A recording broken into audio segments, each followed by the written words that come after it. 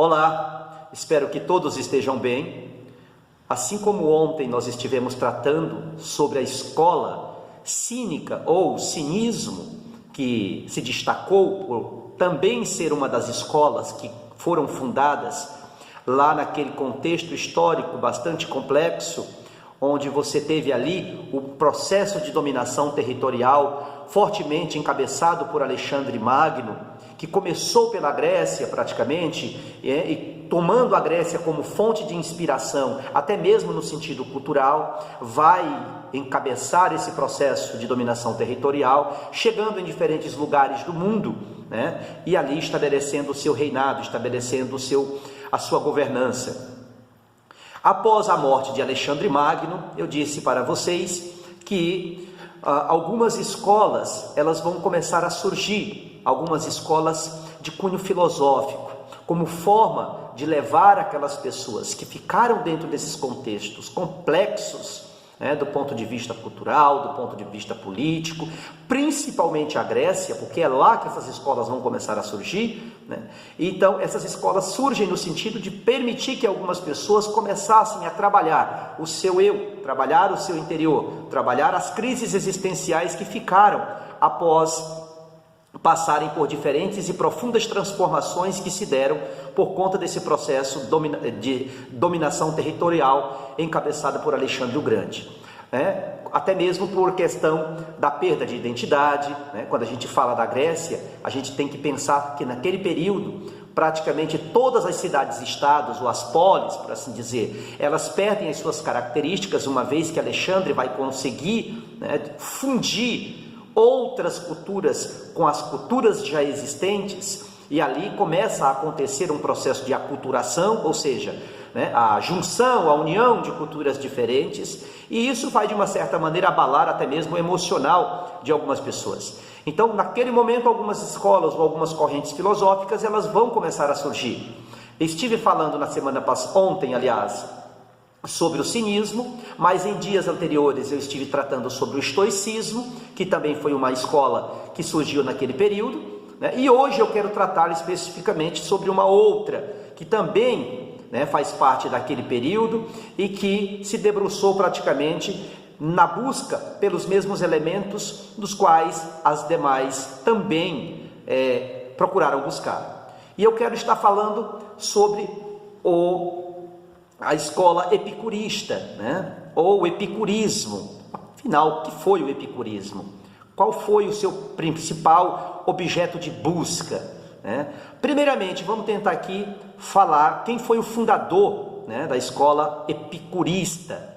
Foi Epicuro, né? Para quem já ouviu falar dessa escola, sabe que Epicuro foi aí o fundador do epicurismo, dessa corrente filosófica grega, antiga, que tinha por objetivo defender, né, uma busca fortemente pela felicidade, através da moderação dos prazeres e da ausência da dor física, da angústia da alma.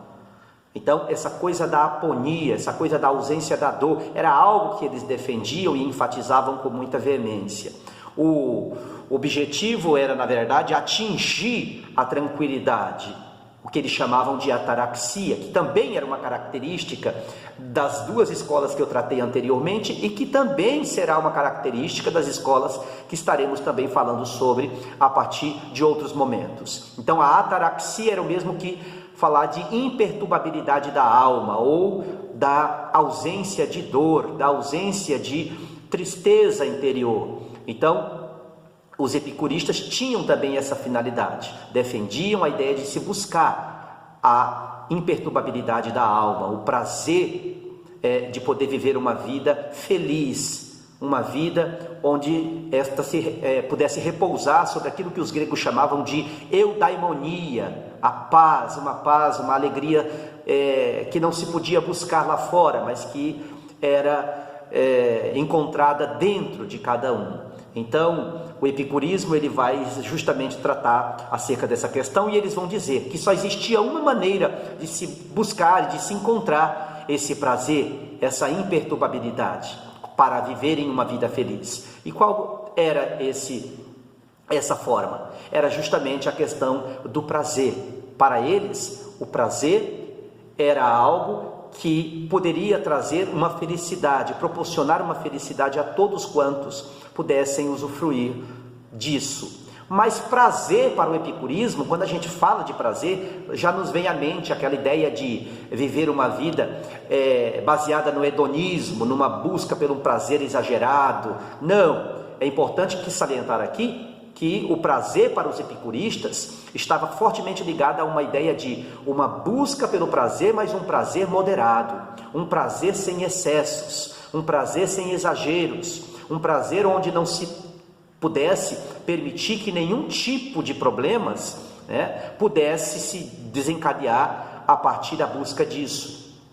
Ou seja, deveria ser um prazer que pudesse trazer tranquilidade e não perturbações. Então, prazeres moderados para os epicuristas era, na verdade, uma forma de viver uma vida feliz. A felicidade não residia, segundo eles, no excesso de prazeres, que podem levar, por exemplo, ao sofrimento, que podem levar a uma perturbação mental, mas na satisfação dos desejos simples, de uma forma natural, de uma forma moderada. Então, para os epicuristas, viver uma vida tranquila, vamos pensar aqui, baseada em prazeres, o fato de comer, beber, o fato de ter amizades, isso para eles era o prazer, e era um prazer tranquilo, era um prazer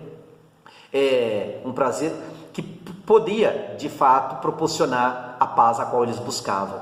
Uma outra questão que está ligada ao epicurismo era a ataraxia e a aponia, conforme eu já disse logo na introdução, O estado ideal era a ataraxia, era a tranquilidade da alma, a tranquilidade da mente, era viver uma vida plena, uma vida sossegada, E a aponia era a ausência da dor física. E isso se alcançava, segundo eles, ao se livrar, por exemplo, dos medos, ao se livrar dos medos dos deuses, dos medos da morte, e encontrar, assim, a serenidade. Somente dessa forma eles poderiam chegar a isso. Então, livrar-se de qualquer tipo de medo, de qualquer pavor, de qualquer questão que pudesse trazer algum tipo de sofrimento, isso era, de fato, uma forma de encontrar a felicidade, a eudaimonia. Uma outra característica que identificava o epicurismo era justamente a superação do medo. Mais uma vez aqui trazendo a questão do medo. Epicuro, ele acreditava e também ensinava aos seus discípulos que não se deve temer, por exemplo, os deuses, que não se deve temer, por exemplo, a morte. Por quê? Porque isso, no caso da morte, é uma questão da qual nós não temos nenhum poder sobre ela. Então não haveria necessidade de nós nutrirmos nenhum tipo de receio ou de medo, pois ela é um processo natural que acontece querendo ou não. Então não haveria necessidade para tal. E, portanto, dessa forma os seus discípulos acatavam essa determinação, esse ensinamento, e assim eles procuravam viver uma vida plena, uma vida tranquila, inclusive encarando a morte como algo natural. Coisa que muitas vezes nós ocidentais temos, aqui tanto eles naquele período quanto nós que somos do Ocidente. Quando eu falo ocidentais, eu estou fazendo um paralelo entre o Ocidente e o Oriente, não estou me referindo à Grécia, que na verdade sabem trabalhar a essa questão da morte com muita maestria, encara como algo normal e não como algo a ser temido. Então, para Epicuro, lidar com essas questões era algo que podia, de uma certa forma, determinar o nosso estado de ser. Então, superar o medo era algo muito interessante para os epicuristas e eles deviam fazer isso de uma forma constante. A importância da amizade era uma outra característica para dos epicuristas, ou do movimento epicurista. A amizade para eles era considerado um dos prazeres mais importantes e uma fonte de segurança e também de felicidade duradoura. Ter um vínculo de amizade sincera, baseado na honestidade, no respeito, na tranquilidade, na tolerância, isso para eles era algo que também poderia proporcionar a paz interior. E a filosofia prática para os epicuristas, né, se encontrava numa vida prática, onde eles pudessem viver isso no dia a dia, em como viver bem, valorizando, por exemplo, a experiência sensorial como fonte de conhecimento, mas baseado principalmente na prudência e na sabedoria. Eles objetivavam obter esse prazer, mas sempre primando pela prudência e também pela sabedoria. Para os epicuristas, conseguir uma vida plena, uma vida tranquila, pacífica interiormente, isso acontecia ou poderia acontecer a partir do momento em que cada um pudesse colocar em prática essas virtudes da alma, né? Tanto a sabedoria quanto a prudência, e assim, aglutinando essas duas virtudes com os elementos já citados aqui, né, se encontrava ou se buscar ou se conseguia, né, estabelecer então essa fonte de paz, de tranquilidade, de prazer pleno, uma vida sossegada. Era isso que os epicuristas também objetivavam. Portanto, fica por aqui essa nossa conversa sobre os epicuristas, e no próximo vídeo nós estaremos tratando sobre uma outra escola também pertencente aí a estas que surgiram após a morte de Alexandre Magno. Fico por aqui, um forte abraço e até uma outra oportunidade.